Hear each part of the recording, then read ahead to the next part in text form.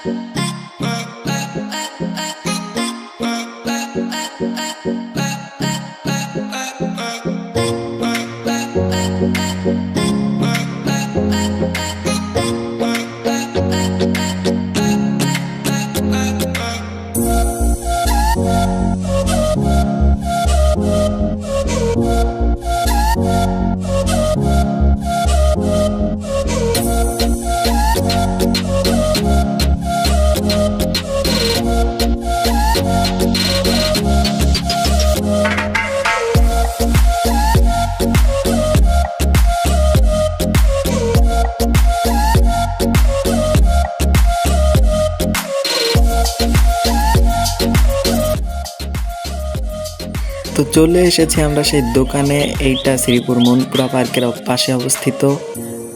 আর চায়ের টেস্টও খুব ভালো ছিল।